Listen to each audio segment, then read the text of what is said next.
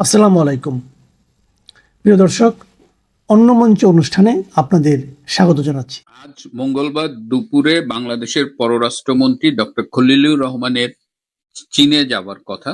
এটি যখন রেকর্ড করছি তখন তার বিমানে থাকবার কথা। একই সময়ে বাংলাদেশে একটি আমেরিকান বাণিজ্য দল সফর করছেন। আমেরিকান বাণিজ্য দলের সফরের সময় ডক্টর খলিলের এই চীন যাত্রা, এই টাইমিংটি কি স্রেফ কাকতালীয়, নাকি এর মধ্য দিয়ে কোনো কূটনৈতিক বার্তা রয়েছে? প্রিয় দর্শক, আজকে এ বিষয়টি নিয়ে কথা বলবো, শেষ পর্যন্ত সাথে থাকবেন। বাংলাদেশের দুপুর ৩টা সাড়ে ৩টার দিকে প্লেনে চীনের পথে যাত্রা শুরু করার কথা বাংলাদেশের পররাষ্ট্রমন্ত্রী ডক্টর খলিলুর রহমান। তিনি এমন একটা সময়ে যাচ্ছেন যখন বাংলাদেশে আমেরিকান একটি বাণিজ্য দল সফর করছে, এবং যেহেতু ধারণা করা হয় যে বর্তমান সরকারের মধ্যে আমেরিকান সরকারের সবচেয়ে বিশ্বস্ত লোকটি হলেন ডক্টর খলিল, তাই স্বভাবতই প্রশ্ন জাগে, যখন আমেরিকার সাথে বাণিজ্য চুক্তি নিয়ে সমালোচনা হচ্ছে এবং মার্কিন বাণিজ্য দলটি সফর করছে, সে সময় ডক্টর খলিল দেশে না থেকে কেন চায়না যাচ্ছে? কি এমন জরুরি কাজ? এটি নিয়ে কথা হচ্ছে। যদিও আজকে সকালে ডক্টর খলিল এই মার্কিন বাণিজ্য দলটির সাথে সাক্ষাৎ করেছেন, কিন্তু আমাকে একটি সূত্র জানিয়েছে যে এই সফরকালীন পুরোটা সময় ডক্টর খলিল বাংলাদেশে থাকতে চেয়েছিলেন এবং এই বাণিজ্য দলটির সাথে বিভিন্ন সময় ইন্টারঅ্যাক্ট করতে চেয়েছিলেন, কিন্তু তার অনেকটা, তিনি কেন যাচ্ছেন চায়নায় সেই প্রসঙ্গে বিস্তারিত না বলে বরং বলি যে চায়নায় গিয়ে তিনি কি কি আশা করছেন। চীনে তিনি কয়েকটা উদ্দেশ্য নিয়ে যাচ্ছেন, তার মধ্যে আহ, একটা হলো যে তিনি, আপনারা জানেন, জাতিসংঘ সাধারণ পরিষদের সভাপতি পদে প্রতিদ্বন্দ্বিতা করছেন। তো চীনের কাছে তিনি এই পদে সমর্থন চাইবেন। এছাড়াও বাংলাদেশের প্রধানমন্ত্রী তারেক রহমান 17ই ফেব্রুয়ারি দায়িত্ব নেবার পর থেকে এখনো কোনো বিদেশ সফরে যাননি। তার বিদেশ সফর নিয়ে নানান আলোচনা চলছে এবং প্রথমে ধারণা করা হয়েছিল যে তিনি ওমরা করতে সৌদি আরব যাবেন, তারপরে তিনি ভারত দিয়েই তার বিশ্ব সফর শুরু করবেন। কিন্তু এখন এই ডক্টর খলিল চীনে যাচ্ছে, সম্ভবত তারেক রহমানের প্রথম বিদেশ সফরটি হতে যাচ্ছে চীন। এটি নিয়েই চীনের সরকারের সাথে তিনি আলাপ করবেন। এছাড়াও চায়নার কাছে তারা আরো কিছু সহায়তা চাইবেন, যেমন জ্বালানি নিরাপত্তায় সহায়তা চাইবেন। চীন বাংলাদেশের অন্যতম ডেভেলপমেন্ট পার্টনার, বিভিন্ন প্রকল্পে তারা অর্থায়ন করে থাকে, সেই জায়গাটায় সহায়তা চাইবেন বাংলাদেশ সরকারের পক্ষ থেকে। তিস্তা বাঁধ নিয়ে একটা মহাপরিকল্পনার কথা চীন অনেকদিন ধরে বলে আসছে, সেটি নিয়েও আলোচনা হবে। নিত্য প্রয়োজনীয় অনেক পণ্য আমরা চীন থেকে বাংলাদেশে আমদানি করে থাকি, সেই বিষয়ে কথা বলা হবে। এবং বাংলাদেশের বিভিন্ন বন্দর ব্যবস্থাপনায় কিভাবে চীনকে আরো সম্পৃক্ত করা যায়, কোন কোন বন্দর ব্যবস্থাপনা চীনকে দেবে, এটি নিয়ে একটি আলোচনা হবার কথা রয়েছে। এদিকে 7ই মে রাত্রে তিনি ফিরবেন। 7ই মে রাত্রে ফিরে তিনি এই যে আমেরিকার যে বাণিজ্য দলটি বর্তমানে সফর করছেন তাদের সাথে একটি ডিনারে অংশগ্রহণ করবেন। যেটি বলছিলাম যে ডক্টর খলিল চেয়েছিলেন যে এই আমেরিকান ট্রেড টিমটার সাথে পুরোটা সময় বাংলাদেশে থেকে বিভিন্ন সময় ইন্টারঅ্যাক্ট করতে, কিন্তু সেটা আর হচ্ছে না। এটা নিয়ে তার ভেতরে এক ধরনের দুঃখ কাজ করছে। তিনি ঘনিষ্ঠজনকে বলেছেন যে আমি কি শুধুমাত্র ডিনার করার জন্যই বাংলাদেশে আসব? চীন সফরে যাচ্ছেন সেটি নিয়ে আলোচনা হচ্ছে। আজকে তিনি সাংবাদিকদের সাথে কথাও বলেছেন। কিন্তু আপনাদের মনে আছে যে 7 থেকে 9 এপ্রিল ডক্টর খলিল এবং পররাষ্ট্র বিষয়ক প্রধানমন্ত্রীর উপদেষ্টা মিস্টার হুমায়ুন কবির তারা কিন্তু ভারত সফর করেছিলেন এবং সেখান থেকে তারা মরিশাস গিয়েছিলেন। সেই সময়ে ভারত সফরে বাংলাদেশের পক্ষ থেকে বিশাল, পররাষ্ট্র মন্ত্রণালয়ের পক্ষ থেকে বিশাল বিবৃতি দিয়ে অনেক কিছু দাবি করা হয়েছিল, যার অধিকাংশই সত্য ছিল না। কিন্তু ভারতের পক্ষ থেকে 4-5 লাইনের একটা বিবৃতি দেওয়া হয়েছিল এই পররাষ্ট্রমন্ত্রী ডক্টর খলিলের সফরের উপর। আপনাদের নিশ্চয়ই মনে আছে যে ডক্টর খলিল যেদিন ভারতের পররাষ্ট্রমন্ত্রী ডক্টর এস জয়শঙ্করের সাথে মিটিং করে, সেই দিনই বাংলাদেশের সংসদে এই সন্ত্রাস দমন আইনের অধ্যাদেশটাকে আইনে রূপান্তরিত করা হয়, যার অধীনে সরকারি প্রজ্ঞাপনের মাধ্যমে বাংলাদেশ আওয়ামী লীগের কার্যক্রমের উপরে নিষেধাজ্ঞা আরোপ করা হয়েছে। এই বিষয়টি ভারতের পক্ষ থেকে ভালোভাবে নেওয়া হয়নি, এবং বিশেষ করে এই সফরের সময়ই এই ঘটনাটা ঘটানোর মধ্য দিয়ে বাংলাদেশ কি বার্তা দিয়েছিল ভারতের কাছে, সেটি নিয়ে কিন্তু অনেক বিশ্লেষক বিভিন্ন মতামত রেখেছেন। সেই ভারত সফর কি ব্যর্থ হয়েছিল? আমরা কিন্তু তখনও ইন্ডিকেট করেছিলাম যে সফরটি তার কাঙ্ক্ষিত ফল লাভে ব্যর্থ হয়েছে, কিন্তু তখন তিনি বলেছিলেন যে তিনি মে মাসে আবার 4 সপ্তাহ পরে মে মাসে আবার ভারতে যাবেন এবং তিনি বাংলাদেশের প্রধানমন্ত্রী তারেক রহমানের ভারত সফর বিষয়ে আলাপ করবেন। সেই হিসাবে 10ই মের মধ্যে তার আবার ভারতে যাওয়ার কথা, কিন্তু এখন তিনি 7ই মে চীনে ফিরে আসার পরে এখন পর্যন্ত তার সফরসূচিতে 10ই মে ভারতে যাবার কোনো কিছু নেই। তার মানে কি, ভারতের সাথে সম্পর্কটা কোন দিকে যাচ্ছে? চীনের সাথে এই ঘনিষ্ঠতাকে আমেরিকা কিভাবে দেখছে? কারণ বাংলাদেশে যে মার্কিন রাষ্ট্রদূত ব্রেন্ট ক্রিস্টেনসেন এসেছেন, তার অন্যতম অ্যাসাইনমেন্ট হলো যে বাংলাদেশের সাথে চীনের ঘনিষ্ঠতাটাকে কমিয়ে আনা, কিন্তু ডে বাই ডে দেখা যাচ্ছে যে চীনের সাথে ঘনিষ্ঠতা বেড়েই চলেছে।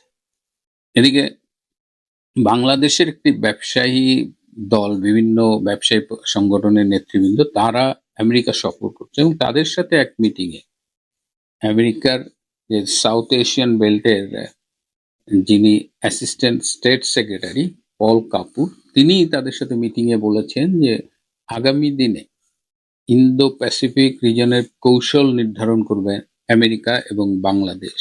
তো এই কথা বলার মধ্য দিয়ে ইন্দো প্যাসিফিক রিজনে তো আরো বড় বড় প্লেয়ার আছে, অস্ট্রেলিয়া আছে, জাপান আছে, ভারত আছে। তো এইসব দেশকে বাদ দিয়ে আগামী দিনে কিভাবে বাংলাদেশ এবং আমেরিকা স্ট্র্যাটেজি নির্ধারণ করবে, এটি নিয়ে কিন্তু অলরেডি আলোচনা শুরু হয়েছে। এর মধ্য দিয়ে কি বাংলাদেশকে একটু মলম দেওয়া হলো কিনা নাকি, কারণ এটা মোটামুটি একটা অবাস্তব ও ভিত্তিহীন কথা।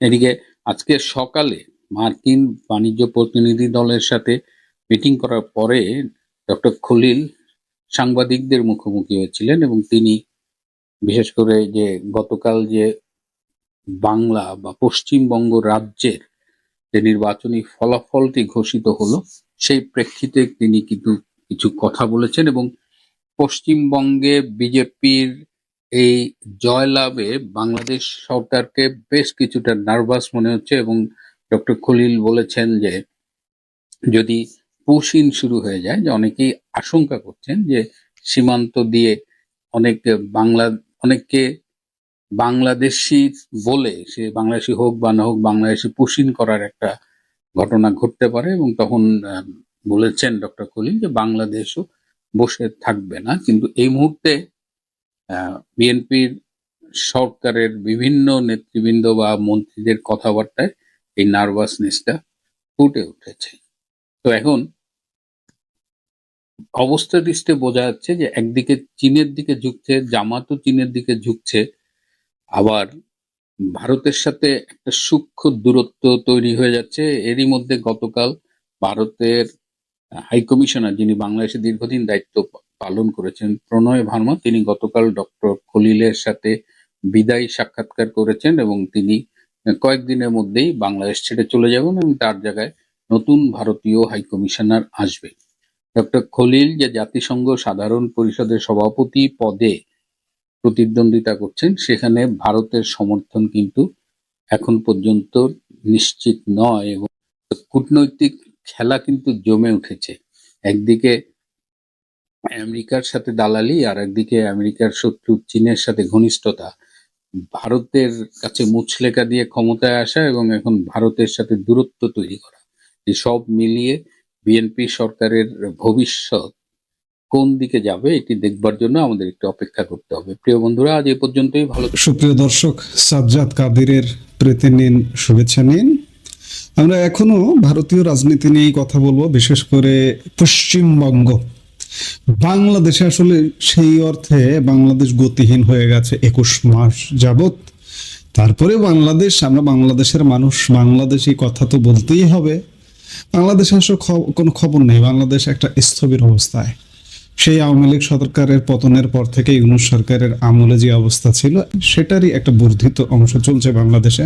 যাই হোক, এই মুহূর্তে আমরা পশ্চিমবঙ্গের আলাপ করব, বিশেষ করে বিধানসভা নির্বাচন পরবর্তী সময়ে আলাপের এই মুহূর্তের শিরোনামটা আমরা যদি বলি যে মমতার জেদ নাকি সাংবিধানিক সংকট, পদ ছাড়ছেন না মুখ্যমন্ত্রী, বাংলায় এবার কি ঘটবে? বাংলার রাজনীতিতে এখন বইছে প্রবল ঝড়। সোমবার দুপুর থেকে যখন ভোটের ফলাফল স্পষ্ট হতে শুরু করলো, তখন থেকেই রাজনৈতিক মহলে একটা বড় প্রশ্ন ঘুরপাক খাচ্ছিল। মমতা বন্দ্যোপাধ্যায় কি তবে এবার লোকভবনের পথ ধরবেন? তিনি কি পদত্যাগ করবেন? কারণ এটাই তো বাংলার এবং ভারতের সংসদীয় গণতন্ত্রের দীর্ঘদিনের রীতি। আমরা দেখেছি এর আগে ক্ষমতাচ্যুত মুখ্যমন্ত্রীরা ঠিক এই পথে হেঁটেছেন, কিন্তু মমতা বন্দ্যোপাধ্যায় যা করলেন তাতে সবাই হতবাক। এই মুহূর্তের ভিডিওতে আমরা বিশ্লেষণ করব মমতার এই সিদ্ধান্তে কোনো সাংবিধানিক জটিলতা তৈরি হবে কিনা এবং আগামী কয়েকদিন বাংলায় ঠিক কি ঘটতে চলেছে। ভিডিওটি শেষ পর্যন্ত দেখুন।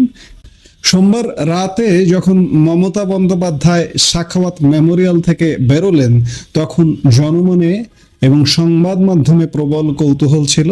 অনেকেই ভেবেছিলেন তার কনভয় হয়তো এবার রাজভবনের দিকে যাবে এবং তিনি রাজ্যপালের হাতে নিজের ইস্তফাপত্র তুলে দেবেন, কিন্তু না, সবাইকে চমকে দিয়ে মমতার কনভয় সোজাসুজি চলে গেল কালীঘাটে তার নিজের বাড়ির পথে। কৌতূহল তখনও শেষ হয়নি। মঙ্গলবার বিকেলে মুখ্যমন্ত্রী সরাসরি তার অবস্থান জানিয়ে দিলেন। তিনি সাফ বলে দিলেন তিনি ইস্তফা দেবেন না। কেন দেবেন না? মমতার যুক্তি হলো তিনি হারেননি, তার দাবি জোর করে ভোট লুট করা হয়েছে। তিনি সরাসরি প্রশ্ন তুলেছেন, কেন পদত্যাগ করব? আমরা তো হারিনি। ইস্তফার প্রশ্ন আসছে কোথা থেকে? এখন প্রশ্ন উঠছে, মমতা যদি আনুষ্ঠানিকভাবে ইস্তফা না দেন তবে কি হবে? ভারতীয় সংবিধান কি বলছে? মজার ব্যাপার হলো ভারতের সংবিধানে এমন পরিস্থিতির কথা নির্দিষ্ট করে কোথাও লেখা নেই। কেন নেই? কারণ সংবিধান প্রণেতারা হয়তো ভাবতেই পারেননি যে কোনো মুখ্যমন্ত্রী ভোটে পরাজিত হওয়ার পরেও রাজ্যপালের কাছে পদত্যাগপত্র জমা দেবেন না। এমন পরিস্থিতির উদ্ভব হতে পারে, এটা ছিল কল্পনাতীত। সংবিধান বিশেষজ্ঞরা বলছেন অতীতে বিভিন্ন রাজ্যে নানা ঘটনা ঘটলেও ভোটে হারার পর বিদায়ী মুখ্যমন্ত্রীর ইস্তফা না দেওয়ার নজির সে দেশে অন্তত আর একটিও নেই। মমতা যদি শেষ পর্যন্ত ইস্তফা না দেন তবে ভারতের সংসদীয় গণতন্ত্রের ইতিহাসে এটি এক সম্পূর্ণ নতুন এবং নজিরবিহীন ঘটনা হয়ে থাকবে। তবে এখানে একটি কারিগরি দিক আছে। পশ্চিমবঙ্গ বিধানসভার বর্তমান মেয়াদ শেষ হচ্ছে আগামী পরশু 7ই মে বৃহস্পতিবার। নিয়ম অনুযায়ী ইস্তফা না দিলেও ওই দিন পর্যন্ত মমতা বন্দ্যোপাধ্যায় রাজ্যের মুখ্যমন্ত্রী হিসেবে গণনা হবেন। কিন্তু 7 তারিখ পার হয়ে যাওয়ার সাথে সাথে তার মুখ্যমন্ত্রীর পদ আর থাকবে না। তিনি পদত্যাগ করুন বা না করুন, তার নামের আগে স্বয়ংক্রিয়ভাবে প্রাক্তন শব্দটি জুড়ে যাবে। এখানে আমাদের একটি বিষয় বুঝতে হবে, ভোটে হারলে রাজ্যপালের কাছে গিয়ে ইস্তফা দেওয়াটা কিন্তু কোনো কঠিন আইনি নিয়ম নয়। এটি মূলত একটি রাজনৈতিক রেওয়াজ, একটি রীতি, বা যাকে আমরা বলতে পারি সাংবিধানিক শিষ্টাচার। 15 বছর আগের একটি উদাহরণ দিলেই বিষয়টি পরিষ্কার হবে। 2011 সালের 13ই মে দুপুর 1টার দিকে যখন বামফ্রন্টের পরাজয় নিশ্চিত হয়ে গেল, তৎকালীন মুখ্যমন্ত্রী বুদ্ধদেব ভট্টাচার্য তখনই রাজভবনে গিয়েছিলেন। তিনি রাজ্যপাল গোপাল কৃষ্ণ গান্ধীর হাতে ইস্তফা তুলে দেন। শুধু তাই নয়, তিনি রাজভবন থেকে বেরোনোর সময় সরকারি গাড়িটিও ছেড়ে দিয়েছিলেন এবং আলিমুদ্দিন স্ট্রিটের পার্টি অফিসে গিয়েছিলেন দলের সাধারণ একটি গাড়িতে চেপে। একেই বলে রাজনৈতিক শিষ্টাচার। যা মমতা বন্দ্যোপাধ্যায় এবার ভাঙতে চলেছেন বলেই মনে করা হচ্ছে। অন্যদিকে বিজেপি এবার নতুন সরকার গঠন করতে চলেছে, তবে কবে সেই শপথ গ্রহণ হবে তা নিয়ে মঙ্গলবার পর্যন্ত কোনো আনুষ্ঠানিক ঘোষণা আসেনি। তবে প্রধানমন্ত্রী নরেন্দ্র মোদীর সোমবারের ভাষণ থেকে একটা বড় ইঙ্গিত পাওয়া গেছে। মনে করা হচ্ছে আগামী শনিবার 9 মে অর্থাৎ কবিগুরুর রবীন্দ্র জয়ন্তীর দিনেই বিজেপি তাদের শপথ গ্রহণ অনুষ্ঠান করতে পারে। রাজ্য বিজেপির বিভিন্ন সূত্রে থেকেও এই ইঙ্গিত পেয়েছে সংবাদ মাধ্যম। খবর অনুযায়ী আজ রাতেই অথবা আগামীকাল বুধবার কলকাতায় আসছেন কেন্দ্রীয় স্বরাষ্ট্রমন্ত্রী অমিত শাহ। দিনে বিজেপির পরিষদীয় দলের সঙ্গে বৈঠকে বসবেন এবং দলের নেতার নাম ঘোষণা করবেন। আর যিনি এই পরিষদীয় দলের নেতা নির্বাচিত হবেন তিনিই হবেন বাংলার পরবর্তী মুখ্যমন্ত্রী। নিয়ম মেনে তিনি রাজ্যপালের কাছে গিয়ে সরকার গঠনের আনুষ্ঠানিক আর্জি জানাবেন। যদি 8ই মে শপথ গ্রহণ হয় তবে কোনো সমস্যা নেই, কারণ 7 তারিখ বর্তমান সরকারের মেয়াদ শেষ হচ্ছে এবং 8 তারিখ নতুন সরকার আসছে, মাঝখানে কোনো শূন্যস্থান থাকছে না। কিন্তু যদি শপথ 9 তারিখ বা তারপরে হয় তবে সেই কয়েকটা দিন রাজ্যকে চালাবে। কলকাতা হাইকোর্টের এক অবসরপ্রাপ্ত প্রধান বিচারপতির মতে এই মধ্যবর্তী সময়ে অনেক ক্ষেত্রে বিদায়ী মুখ্যমন্ত্রীকেই তদারকি বা কেয়ারটেকার মুখ্যমন্ত্রী হিসেবে কাজ চালিয়ে যাওয়ার অনুরোধ করেন রাজ্যপাল। কিন্তু মমতা যদি তাতে রাজি না হন তবে রাজ্যপাল নিজেই 2-1 দিন বিষয়টি তত্ত্বাবধান করতে পারেন। এমনকি খুব প্রয়োজন হলে রাষ্ট্রপতির অনুমোদন সাপেক্ষে রাষ্ট্রপতি শাসন জারির সংস্থানও সংবিধানে আছে। তবে বিশেষজ্ঞরা মনে করছেন এত অল্প সময়ে সংকটের জন্য হয়তো রাষ্ট্রপতি শাসনের প্রয়োজন পড়বে না। সবটাই নির্ভর করছে বিজেপি কবে তাদের শপথের দিন চূড়ান্ত করছে তার ওপর। মমতা বন্দ্যোপাধ্যায় পদত্যাগ না করলে কোনো বড় সাংবিধানিক সংকট হয়তো তৈরি হবে না, কারণ বিধানসভার মেয়াদ শেষ হলে তার ক্ষমতাও লোপ পাবে। তবে প্রচলিত রাজনৈতিক ও গণতান্ত্রিক রীতি না মানার এই সিদ্ধান্ত তার রাজনৈতিক ভাবমূর্তির ওপর কোনো নেতিবাচক প্রভাব ফেলবে কিনা তা কেবল সময়ই বলবে। এখন দেখার বিষয় যে সামনে কি ঘটছে। মমতা যে বললেন যে আমি তো পদত্যাগ করব না, আসলেই তিনি পদত্যাগ করেন কিনা, রাজনৈতিক শিষ্টাচার মানেন কিনা বা রাষ্ট্রাচার মানেন কিনা সেটি দেখার বিষয় আমরা নিশ্চয়ই দেখব। এই মুহূর্তের ভিডিও থেকে বিদায় নিতে চাইছি। সবাই ভালো থাকুন, সুস্থ থাকুন, দেখা হবে পরবর্তী ভিডিওতে।